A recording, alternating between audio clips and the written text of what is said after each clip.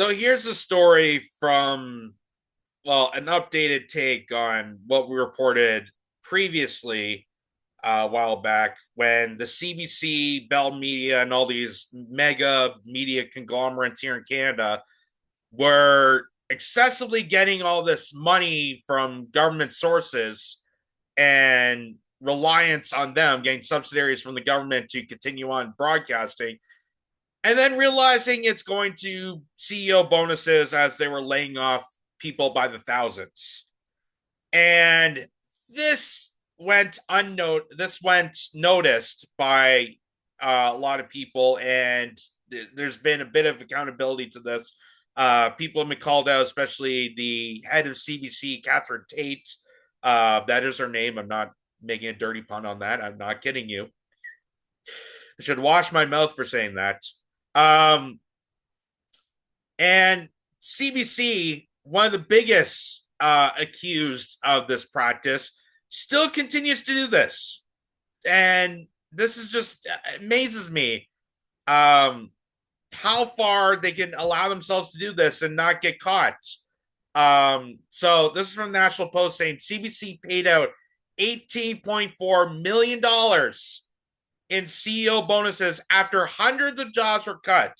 So these subsidiaries that were supposed to protect Canadian jobs in the media and saying that legacy media was, going downhill, and a lot of these, stations were getting packed up, and a lot you won't get as many radio stations. These are troubling times for these people.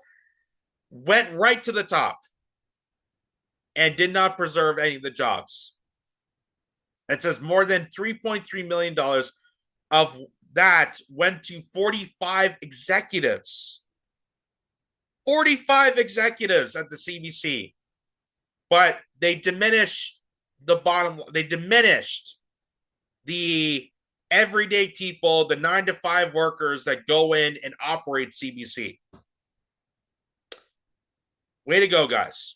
And they wonder why people are critical of the Canadian Broadcasting Company. On top of it, propagandizing people, which is like another reason why they're losing respect and touch. Kind of do better, guys. So it says the Canadian Broadcasting Corporation paid $18.4 million in bonuses this year after hundreds of jobs at the public broadcaster were eliminated. Documents obtained through access to information law shows that CBC Radio Canada paid out bonuses to 1,194 employees for the 2023-2024 fiscal year. More than 3.3 million of that was paid to 45 executives. That means those executives got an average bonus of over $73,000, which is more than the median family income after taxes in 2022, according to Stats Canada. Good, they got a family's worth of income on top of the money that they've already gotten to the top for doing nothing. Did they actually do anything quantitatively good for the network? Did they bring more rate? Did they try to advance CBC to some sort of gold standard? No. They're still doing the same crap they were doing before. They're not improving the network. It's actually going worse. And then they're demanding the government to pay them more. More than $10.4 million was paid out to 631 managers, and over $4.6 million was paid to 518 other employees. The Conservatives said the bonuses are beyond insulting and frankly sickening, adding they come at a time when many Canadians are starving, facing homelessness. This year's amount is an increase from the $14.9 million payout to 1,143 employees in the fiscal year 2022-2023. The board approved this year's bonuses in June, but it had been refusing to disclose how much was paid out. Members of Parliament has been asking for the figure since last December, when CBC announced it would be laying off employees to help balance its budget. And it's amazing they could still call themselves a public broadcaster. Ultimately, 141 employees were laid off and 205 vacant positions were eliminated. at CBC Radio Canada. The public broadcaster has said the money is performance pay and counts towards some employees' total compensation as stimulated by contracts that promise payouts when certain companies' goals are met. Government departments, crown corporations, and most private companies use performance pay, also called at risk pay, as a portion of compensation for non union employees to help ensure deliver on specific targets, a spokesman for CBC said in a statement on Monday. When the term bonuses has been used to describe performance pay, it is in fact a contractual obligation owing to eligible employees. In May, CEO Catherine Tate, that's her name, said it brings her great frustration that MPs refer to the payouts as bonuses. It's frustrating when they call out that I should disclose where that money was going towards. How dare they? How dare the government think that we need to be held accountable? The government is not accountable. Nonetheless, the Broadcasters Board publicly acknowledged the negative optics of giving out bonuses during the same fiscal year that it made cuts and has since launched a review of its compensation figures for future years. Tate was also called twice to the House of Commons Heritage Committee in the last year to answer for cuts at CBC Radio Canada and was interrogated by MPs over whether she would accept a bonus for the fiscal year that ended in March 31st. So I'm assuming this coming year. It remains unclear if Tate is among those who received a bonus. It's up to the Liberal government, not the board of directors, to approve any bonuses for the CEO. Unlike other CBC employees, Canadian Heritage did not immediately respond to questions about that on Monday. So you see now why they have certain coverage leading towards certain political parties. It is the height of smugness to see that CBC has awarded itself $18 million in bonuses with the $1.4 billion a year they received from taxpayers to act as the mouthpiece for the Liberal Party, Conservative MP and opposition heritage critic Rachel Thomas said in a statement. Thomas said the CBC is not worth the cost while repeating the Conservative promise to defund the public broadcaster and pledging to turn the CBC headquarters into beautiful homes for its Canadian families. The CBC's editorial independence from government is enriched in law. MPs on the Heritage Committee unanimously concluded in a report to the House earlier this year that given the job cuts, it would be inappropriate for the CBC to grant bonuses to executive members. Wow. And sadly, I mean, this is to a public broadcaster. They still call themselves a public broadcaster, which is just redundant at this point after seeing all this. I mean, the public doesn't even know about this. This just goes unwillingly, just every single day. And the same thing happened. We showed with Bell Media, which is one of the biggest private broadcasting conglomerates here in Canada. They own like 3/4 of our media and communications here in this country.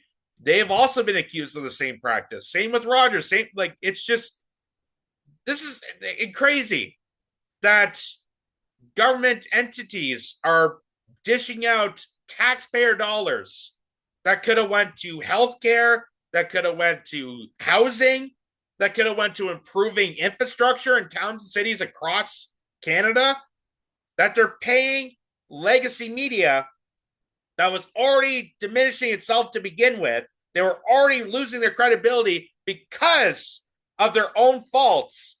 They were getting awarded from the government our hard-earned money, taxpayer dollars, to continue on manipulating us. This is an ultimate scam.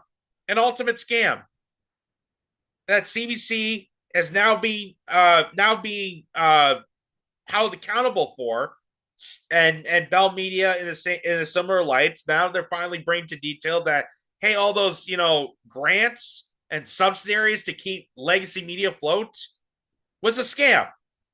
It was a giant scam. Just like how these bills that are being introduced, the C11, the C18, the 63, is to protect Canadians, right? It's supposed to help Canadian media grow. It's supposed to preserve our nation's culture.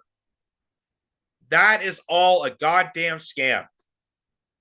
That that C11, the online streaming act to preserve Canadian media in the internet, is a scam. They fabricated those words together to manipulate you to think that they're actually doing something for Canadian content creators when it's actually hurting Canadian content creators. It's hurting people.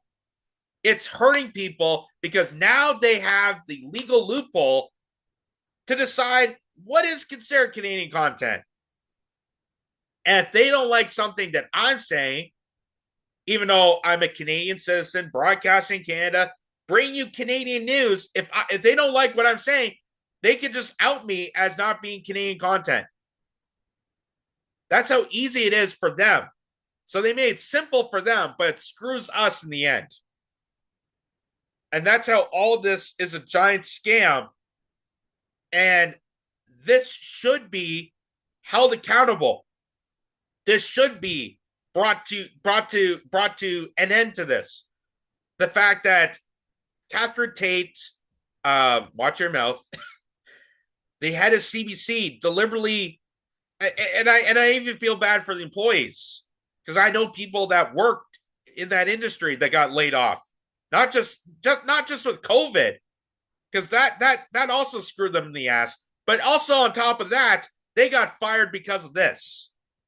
Because hey, I got a bunch of money from the government. I'm going to give it to myself for doing the jack most crap to our network that's actually diminishing the network and the promise that we give to our viewers and screw everybody else. That's what makes Catherine Tate a horrible person.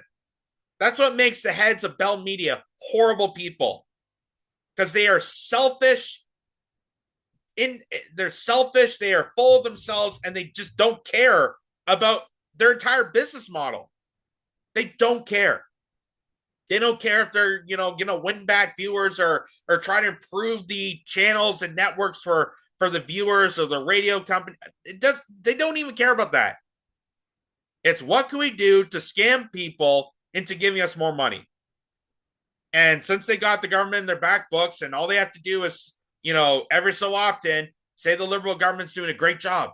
Make up stories to say that Justin Trudeau is such a fantastic person, and boom, money transfer already received to them.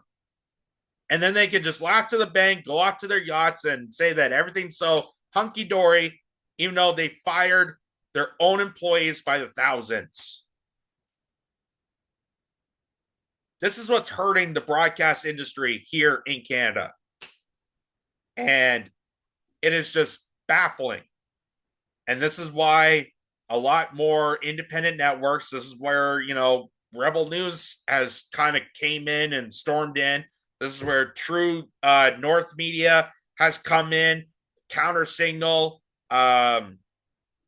independent podcasters and content creators have come in to fill that void because we need objective truth tellers. We need people that are on the front lines to actually bring you this detail and not deceive you, not do it for, huge kickbacks. Obviously, I'm not getting huge kickbacks. I'm pretty much doing this, remotely, on a shoestring budget. So that's just heinous for CBC to do that and could still consider themselves a trustworthy public broadcaster, which back in the day used to be. Back in the day that, when who was the big anchor? Peter Mansbridge. When he was the big top anchor and he actually did those interviews, it was actually a trusting network back in the day. Back in the day, CBC used to be a credible source. They used to actually call out a lot of the American counterparts for lying to that. Now, the CBC takes a lot of their advice from CNN and MSNBC and do the exact same crap. You're supposed to be calling out. You're supposed to be doing better. I remember they used to laugh at how outrageous the coverage they'd be showing on like CBS or NBC, how outrageous the coverage would be. And CBC would go, we're not going to do that. We're going to actually report things to you. We're actually better. But now it just seems like in the past few years now, they become that. They become the worst thing ever. And maybe it's because these heinous monsters like Catherine Tate never really cared about broadcasting or journalism or any ethical value when it comes to an outlet like CBC or any outlet within Canadian media, and just rolled with the kickbacks. Just thought, hey, if I just control the media industry and then get subsidies from the government, and then say Justin Trudeau is fantastic every so often, I can flourish myself for the rest of my life. And the rest of you, the camera operators and technical directors, the people that actually run the stations, go pound sand. It's absolutely sickening that this is what's happening to the industry here in Canada, and just how heinous it's going to go.